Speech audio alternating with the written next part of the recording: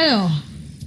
Bon, aujourd'hui, ce n'est pas le hic, c'est le OK. C'est un monsieur qui m'a impressionné et qui m'a prodigué beaucoup de conseils. Et finalement, j'ai fait une généralité sur les faits. J'ai compris, enfin, que ce monsieur avait raison. Voilà. Quoi que vous fassiez dans la vie, les chers frères et sœurs, où que vous soyez, quel que soit ce qui vous arrive, prenez toujours ça du bon côté. À partir du moment où vous êtes en santé, sachez que le meilleur est toujours à venir. On a ceux qui attrapent l'AVC ici dehors parce qu'ils ont une petite situation, parce qu'on les a renvoyés du service. Ils reviennent comme ça le soir avec la sueur sur lui. On veut parler 2 mots, il succombe, il tombe, on dit que c'est bon, que parce que le travail est fini, parce qu'on l'a renvoyé du travail. Oh là là. Tu meurs maintenant pour que la famille reste faire commun. Ouais. Hein? Tu veux t'enrouler au sol, tu veux devenir celui-là qui est mauvais, ou bien parce qu'on t'a chassé, le boulot est fini. Ce papa m'a dit, j'ai demandé au père, papa, pourquoi toi-même tu n'es pas comme les autres que je vois souvent, ils ont une petite situation, ils se morfondent, Le père dit, hé, mon fils, il y a l'AVC dehors. Nous autres qui avons un peu évolué, qui avons un certain âge, on a finalement compris que dans la vie, chaque chose qui t'arrive, c'est selon la volonté de Dieu. Il faut prendre ça du bon côté. Parce que parfois, le mauvais arrive pour produire du bon. Je lui ai demandé comment. Il fut une époque, le papa m'a expliqué, il fut une époque où son patron était arrivé dans un magasin où il était au marché central. Le patron a dit, à partir d'aujourd'hui, tu ne vends plus au marché central. À partir de lundi, tu vends à quoi? Il dit qu'il a passé toute la journée à pleurer. Parce qu'il avait ses petits avantages de service au marché central. Et cette base-là, au moins, qui parvenait à gérer quelques situations, il disait que donc, si je vais à Aquavo, c'est sec, ça veut dire que ma part est finie. Il a pleuré le deuil à la maison. On dit, c'est quoi? Il dit que vraiment, il croit qu'il va arrêter le boulot parce que le travail, là, c'est le salaire ne peut rien donner. Alors, on l'a consolé et il revient au travail donc à Aqua. Premier jour. Deuxième jour, il rentre en sifflotant.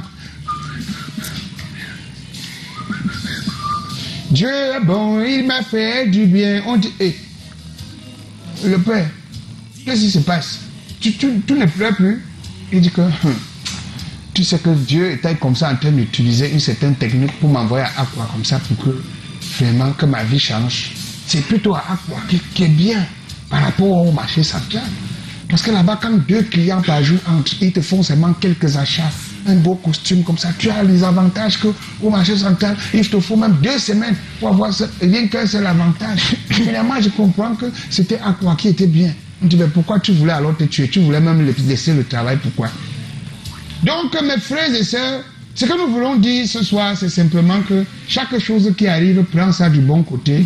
Parfois, tu as même une crevaison en route, tu es en train de courir, tu te morfonds que ça, c'est quelle malchance. Peut-être Dieu t'empêche quelque chose devant, ou ça allait seulement être un accident pour que tu meurs sur le champ. Apprends à baisser la colère, à dire, bon, c'est la volonté de Dieu, je change la roue, et après, si j'ai perdu même 30 ou 40 minutes, je continue tranquillement. Parfois, on t'enlève seulement dans un dossier ou dans une situation. Donc, soyez toujours positif à chaque moment. Restez positif. Ta chemise se déchire parce que tu vas à une fête, tu comprends que je vais faire la fête avec la chemise déchirée. Peut-être ça va t'esquiver, tu vas esquiver quelque chose là-bas. Tu rentres à la maison et tu te dis c'est un autre jour. Belle leçon de vie, merci Callaghan, avec ce X, C'était le OK, c'était le OK, soyez positifs, voilà, et on est positif sur ce plateau.